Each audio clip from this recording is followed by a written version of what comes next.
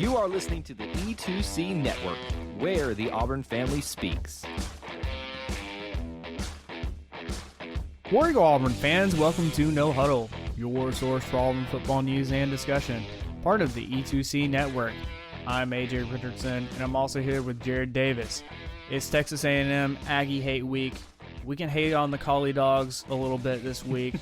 As much as I feel like I love their fans, I feel like it's just weird to have a collie as a. I've never heard them called the Collie Dogs. I like that. That's pretty good. Yeah. Does it remind you of Lassie? You're too young. See, I can't. No, I know Lassie. Yeah. Okay, I can't talk to you about stuff sometimes because you're like, you weren't even born then. Yeah, you're a young buck. But I mean, I'm excited about it. I mean, anytime we've gone to Texas A&M, we've had good success over there. It's a new coaching staff, but it'll be fun. I mean, the year I went, it was the first year Auburn had played played Texas A&M, and at least in the SEC when they're in the same conference, and it was a fun place. Like I think that's on one of my bucket list places. Once I knock out other SEC stadiums, I'm definitely going back to Texas A&M because there are a lot of just really good places to eat. You got some great barbecue, but it just was a friendly place. And Texas A&M as a culture, I really liked it.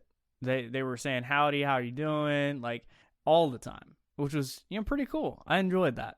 One of the weird things, and I kind of get it, I remembered walking into their bookstore, and I was wearing like an Auburn hat, and it was somebody at the front door, like a staffer, was like, "Take off your hat," and I was like, "Okay, why?" And apparently everybody, like once you walk in the building or something, like they were like, "Take off your hat," and I was like, "Okay, I'll do it out of respect." It's just kind of weird. Yeah, that is. So they make you, like they were telling you what to do? Yeah. I mean, everybody was doing it. Even Texas A&M fans took off their cowboy hats. So, I don't know. It was kind of interesting. But Auburn does have a game. It's going to be at 2:30 Central Time on CBS. Right now, Texas A&M is 6-2. They've got the same record as Auburn. Texas A&M does have losses to Arkansas and Mississippi State. Those were both back-to-back weeks, kind of middle of their season. But Texas A&M did beat number 1 Bama at the time by 3 points. And that's obviously their signature win right now. And you know what? They played well against Alabama, which, that's something Auburn's got to be aware of. If we get the Texas A&M that lost to Mississippi State, we got a good chance. But if we get the Texas A&M that beat Alabama, I'm a little bit more worried. And hey, Texas A&M they got their bye week this last week, so they essentially have 2 weeks of preparing for Auburn. So gives them more time to scheme up things and watch some extra film. So hey, Auburn's gonna come in and play hard, like we know we can do, and I still have a good feeling about it. Jared, how you going into this week? How are you feeling about us going to College Station and playing a number 13 team in Texas A&M? I really don't know. I'm not a big fan of Jimbo as a coach, and I really think they are not as good as people are making them out to be. But I could be proven wrong. I mean, I watched them play Colorado. They were bad. I saw the score of Arkansas, Mississippi State. Did not look good for them. And then they beat Bama. And here's the thing. People are acting like they continued that success on, and they have. They played Missouri and South Carolina. Both of those teams struggled big time with Vanderbilt. So I don't know that they've proven much. Some people have catch lightning in a bottle, and they beat Bama, and then they went and played 2 of the easiest teams you can play in the SEC. Are they really back? Or did they have one good night? Time will tell. They don't scare me offensively. They have started running the ball better, but I really think they don't do anything. The hard thing about Ole Miss is, you got the threat of the quarterback running it. Arkansas, you got the threat of the quarterback running it. You don't have that threat with A&M. I don't know if they're going to be able to just line up and run against our defense. with a basic running scheme, and that's what they have. Can they hit some big passes? I don't know. That quarterback's got a big arm, but he's been inconsistent. Yeah, I mean he's got 12 touchdowns and he's also got 7 interceptions. So you're kind of getting a mixed bag of how he performs. So yeah, I'm not necessarily worried about the last couple of weeks we've had to worry about Arkansas and Ole Miss's quarterback that have the capability to run around and pass too. I think we're going to get a more traditional guy in the pocket passing. But even him, I'm not necessarily shaking my boots about. I'm honestly most worried about the run game because Isaiah Spiller is just a boss. He's already racked up 761 yards. He's an insane guy. I'm honestly amazed. It only has him as having 5 touchdowns, which if you had told me a dude that has over 700 yards only has 5 touchdowns, that doesn't sound right. So they must be going to the end zone other ways, which, again, kind of weird. I feel like you in the red zone, go to your back that can just jam it in there. But, yeah. Did you say you're shaking in your boots because we're going out to Texas? You got it. Yeah. Okay. You I felt like that. one. I like that. Yeah. I don't know. I'm probably I still go back to last year. That was A&M's best team they've ever had, maybe ever. And if we intercept that ball it was right in Jacoby's hands. Like the team that we just fired our coach would have beaten them. So it's at A&M. A&M has more talent than us because they recruit. They have so much money, and they are in Texas. So they have more talent. That's what scares me. They are probably top to bottom more talented than us. I just don't get scared by Jimbo Fisher's offensive play calling, if I'm being honest. I mean, even though, he has turned around, Texas A&M to some extent. I mean, is it still not scary? It scares me because it's out there and they're talented. Jimbo does not scare me. Again, I need to be shown that they didn't just catch lightning in a bottle for one night against Alabama, because I throw Missouri and South Carolina out. I mean, oh yeah, same here. Yeah, so I don't count that. So we have a greater example of them being average with the games leading up to Alabama than we do of them being great. So we'll see. They may beat us. I wouldn't be surprised if they beat us. They just don't scare me. Yeah. I think I have a healthy appreciation for them, but I'm not necessarily thinking, oh, wow, Texas A&M is way better than us in this position. I don't think so. I think whatever they're going to do in the air, I think our defense should be able to do, or be able to stop.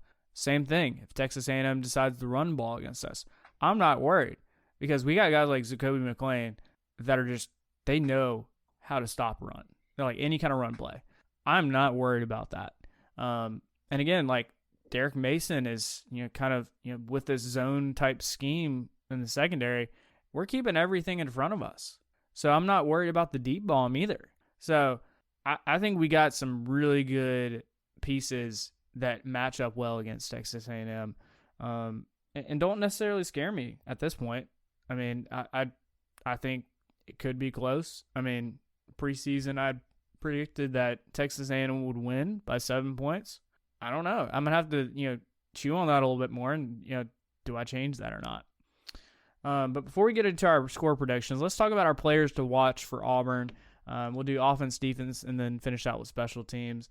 Jared, who are you going to be watching on offense for Auburn? I think it's going to be the O-line. I know that's kind of more than one person. I do that a lot, don't I? Yeah. It's fine. Like, I feel like O-line kind of, yeah, I mean, it's justified. I mean, I need to, if we can, so we ran the ball well against Ole Miss. If we go in there and run the ball well against A&M, I feel like, okay, we've turned a corner. And that's going to help, relieve pressure off Bo. And I do think, while Jimbo's offense doesn't scare me, A&M is definitely good enough on defense to make us have to work for everything. And so I think that play action off the run game, if it's working, will be key to, get him some big chunk plays. I don't know if we're not going to be able to drive down the field and score enough the amount of points we need. We're going to need some Arkansas type big hitter plays. So yeah, I need to see I feel good about pass protection. They've shown enough there every game, but we need to show me that we can run block against a more quality defense. Yeah, I think so too. I like that pick just because I think offensive line, it kind of sets the tone for it. And when we've given Bo a good pocket and, they open up good run holes for, Jarquez or Tank, I mean, that's hard to stop. And they've done a pretty good job. I mean, they've definitely they've got to me, they're kind of rivaling the wide receivers right now for most improved. Yeah, I agree. I mean, you could also argue, Bo Nix as well, kind of is most improved, but definitely offensive line is kind of in that conversation. You can tell they're all getting quality coaching. Yeah, no doubt. Which is promising. Yeah. I'm going to be watching just because I want to see how we kind of rebound. Like, I've seen Kobe Hudson. I think Kobe Hudson, just because anytime I feel like he's had a big game, he kind of has a not so great game right after. I mean, he led our team last week. I want to see if he's able to still come back out and perform at a high rate like he has been. I mean, getting us first downs, keeping us going. So I'll be watching Kobe.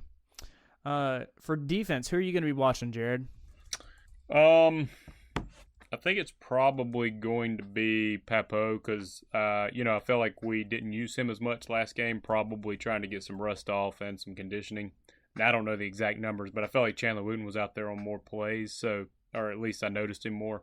So I want to see if Papo can get back to, all right, he got the rust off, he missed 4 games, because we really need him because he's very athletic, very talented, and he didn't do anything wrong. I just want to see is he back to the conditioning to play more snaps.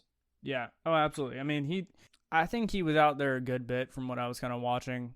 But yeah, I mean, after you haven't played for, I guess since I think it was like week 3, against Penn State, you're struggling to, get back up to the game pace. And you know what? I don't think he had that much struggle, honestly. He looked like he was out there, had 5 tackles last week. So yeah, I mean, that's a good one. Just to keep an eye on him. Defensively, I'm going to be watching Smoke Monday. I just feel like we need some extra help in the secondary, but I also think Smoke Monday has been really good also in stopping the run. He'll come up to the line, stop the run as well, kind of be a good assist to any of our linebackers. So I think Smoke will be a good one to watch just because he's got such good ability to figure out where the run's going as well. And he's got, for the most part, again, pretty good tackling. So, if he can, bring down Isaiah Spiller or anybody else that's coming out of the backfield, that's key for me. I feel like I hadn't taken full advantage of a guy named Smoke Monday. We only got him for a few more games, and I haven't chosen him, and that's just a cool name. So I'm going to miss Smoke Monday when he leaves. I mean, that's a cool name. Yeah, it really is. I mean, whose name is Smoke Monday? Smoke Monday. That's incredible. I mean, when I heard that we were recruiting a guy named Smoke Monday and then we finally got his commitment, I was like, Smoke Monday? Is that just like nickname or something? No, this is his straight name. I assume it probably is. Is it his real name? I'm pretty sure it's his real name. I mean, it's on the roster itself. That's even cooler. Cooler. Yeah. I mean, I guess Tank's kind of the same way, but it's that's become his name. Something like that. Yeah. So, yeah. I mean, it's essentially he's Tank. It's awesome. He's Tank. That's right. Yeah. Who on special teams are you going to be watching against Texas A&M? I'm going to let you. Well, let me ask you. You go first because I don't want to steal thunder because I have somebody in mind. You go first. My first thought was Demetrius Robertson, just because he muffed that punt last week. And I didn't really see, even when he tried to return anything, I didn't see anything. Like he got, I think, a couple yards here and there, but it wasn't anything like I feel like he has the capability to run back punts. I'll be watching Demetrius Robertson. Okay. I didn't want to steal your thunder. I'm going back to Oscar Chapman because I think that dude flipping fields. It's going to be. I think if you make A&M have to drive, I don't think they're going to hit like big plays. If you make them drive, that'll definitely help out. So he's my man. I'm sticking with him, Oscar Chapman. But I know you like him more than I do, so I didn't want to steal your thunder. I mean, I feel like I just naturally watch him as well. So I wanted to give another shout out to another player that I mean, just punt returners are fun. I'm pretty basic. I'm gonna stick. If it's not broken, I'm gonna stick with him. I'm sticking with Oscar. Hey, it's not broken yet. And That's not broken yet. Hey, you're watching the dude that's averaging last game 55 yards a punt. I mean, that's pretty good. Yeah, he's done. We've just been getting by with punters the past few years. I feel like he's actually having an impact on the game. Yeah, no, I think so too. And you can see it when he comes off. I mean, players love him. I mean, the whole team loves him. Hey, Auburn fans, I want to take a quick timeout from this episode to bring your attention to something very special. Here at the E2C Network, we pride ourselves on bringing you the best content for Auburn fans out there. And best of all, it's free to you. But just because it's free doesn't mean there aren't costs, especially when you have a library of hundreds of podcasts, videos, blogs, and more.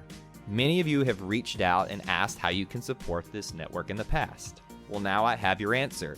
It's called the E2C Network Booster Club over at patreon.com/E2C Network. There you'll find a membership monthly reward system where you can sign up for as little as $1 and get different perks at different tiers. Some of those perks include things such as apparel, eligibility to join us on future podcasts, recognition as an E2C Network booster, exclusive communications, and bonus content that is available nowhere else.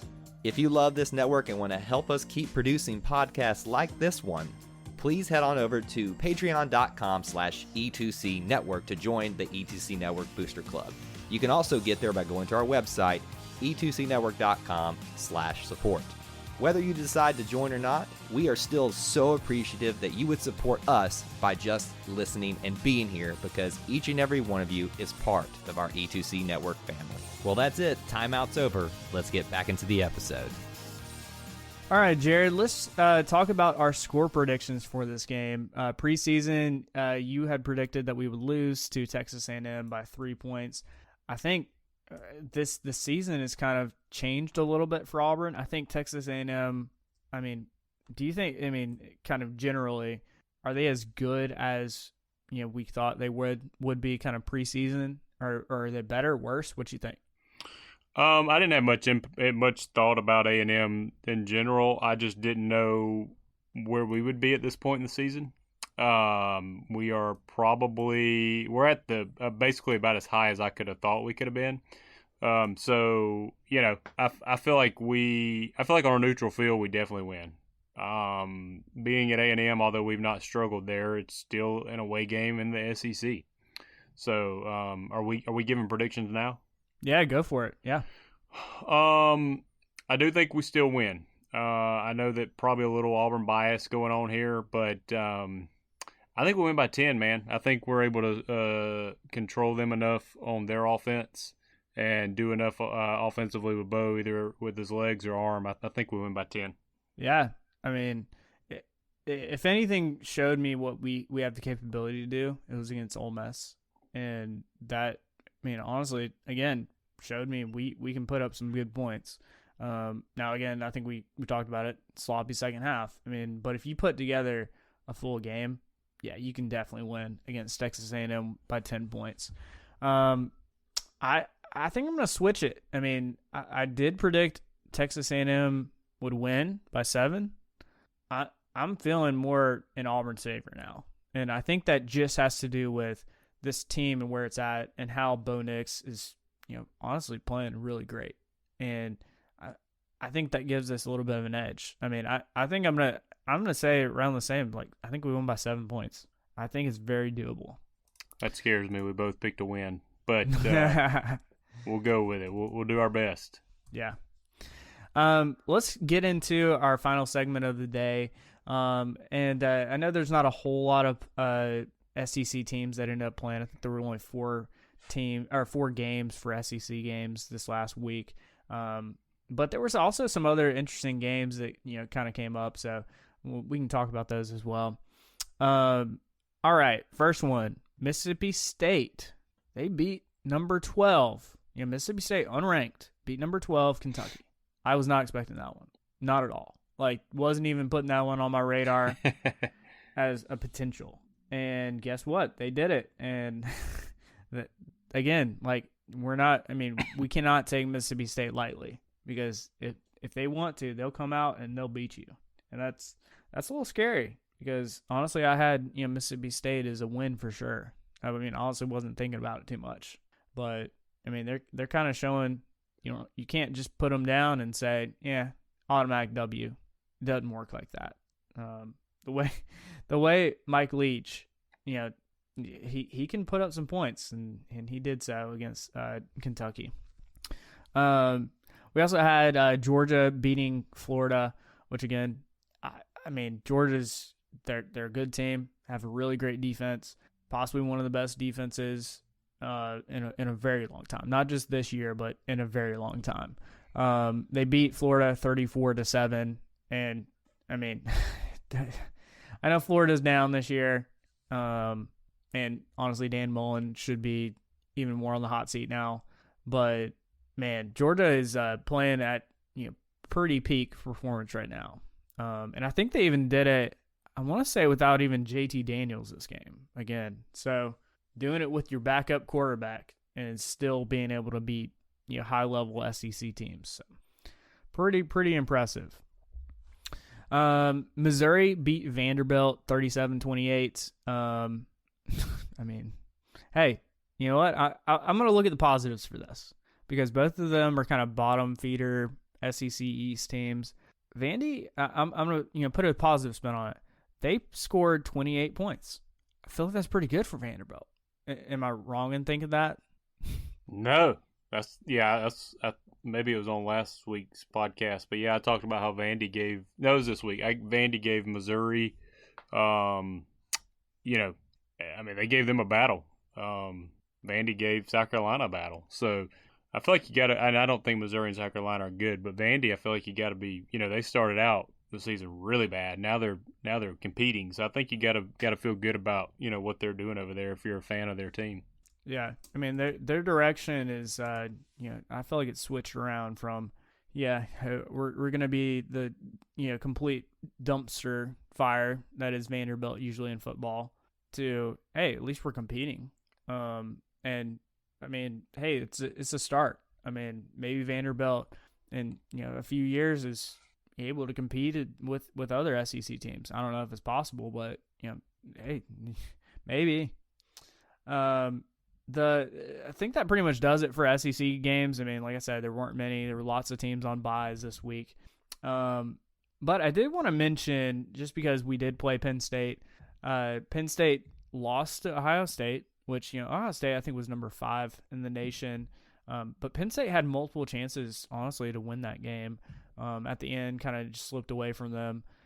Penn State really, the last 3 games they've lost. They've had some tough competition, but still, like, they've really fallen off the bandwagon of wins. And I feel like anytime, I don't know if you're Jared this way, like when you play a team that you lost to during the season, like you kind of root for them a little bit just because it makes you look a little better. Do you kind of have that mentality when you lose to a team? Yeah, no doubt. I mean, lose or win, once you're done with them, you kind of want, unless it's Georgia or Alabama, I want them to always lose. But oh yeah, no doubt. Pretty much every other team, you want them to win out. It doesn't look as good now. Everything's in context. That was like their whiteout game. That was their Super Bowl, essentially. And their quarterback was healthy. He got banged up, I think playing, I don't know who they're, Iowa maybe. Well, that's another team that fell off the face of the planet. But, yeah, I think them playing Ohio State close is probably pretty impressive because it was at Ohio State, I think. So, I wanted them to win, but I just think, I don't know if they're a great team right now. And I don't know if they were great when we played them. I just feel like, that was our 3rd game with our new coaches. So, on the road, crazy atmosphere, and that was before Bo Nix was focused and having fun. So that is true. That was I feel like not a completely different Bo. I think we saw, even when we played Penn State, I remember thinking it, Bo Nix in away games has not looked comfortable. And I think that was the first game he looked, at least in control, but he wasn't necessarily having, like you said, he wasn't having fun. He was controlled, I guess is the best way to say it. This is easy to say, but I would like a redo against them right now, with the two teams how they are right now. And that's easy to say. I'm not taking Penn State won the game. But I would like to see what happened on a redo with the two teams right now. Yeah, I mean, I'd put all my money on Auburn. Yeah. So, I mean, even if it's at Penn State, I still think I'd put my money on Auburn. Yeah, I feel pretty confident. But, like I said, they won. Not taking that away. I just would be curious for a redo. Yeah, absolutely. Jared, I know you were at the game. You probably weren't able to watch anything. Any other kind of games or anything to point out about SEC and kind of where we're at with it? No, I didn't get to. I listened to a little bit of Georgia, Florida. It sounded like, Georgia's offense did okay. I think their defense might have scored 14, which is just kind of how they're rolling right now. I think their D, you mentioned maybe one of the best ever. I want to say I saw a stat where they've allowed 51 points so far, and that's the best since 1988, which was Auburn, who allowed 50. Whoa. So that was interesting. I didn't realize that. But, yeah, they're playing pretty good. I don't think anybody beats them in the regular season. I think it's going to have to be in Atlanta, which would not keep them out of the playoff. So then somebody's going to have to beat them in the actual playoff to keep them from winning the Natty. Yeah, I mean, I think that's the only way. I mean, and I'm just like you. I really don't want Georgia to win living in the state of Georgia. Dude, it'd be tough, man. I mean, their fans are tough on me, so it'd be tough. But they got Missouri, Tennessee, Charleston Southern, and Georgia Tech. At Tennessee is the only one that you could even draw up a plan of possibly being close, in my opinion. Yeah. You had mentioned Iowa, and I saw briefly that they lost, but they lost bad. They lost bad to Wisconsin, who was unranked, 27-7. And Iowa at that time, last week was ranked number 9. So, brutal. Like they have gone from, this team could go to the playoffs to, I think they're probably going to be ranked when the playoff committee comes out, we'll see, but it's going to be lower, definitely. Yeah, without a doubt. All right, Jared, any other thoughts before we get out of here? No, to still even be in the conversation I said no, and then I'm giving you more thoughts. To even still be in the conversation for the West, this late in the season, that's pretty cool. It could still, I think at this point the floor is 8-4, and some people thought the ceiling was 8-4. So 8-4 could still happen, but I think that being the floor is pretty promising. Yeah. So I think the ceiling now is 10-2, floor is 8-4. So we'll probably fall in the middle there, 9-3.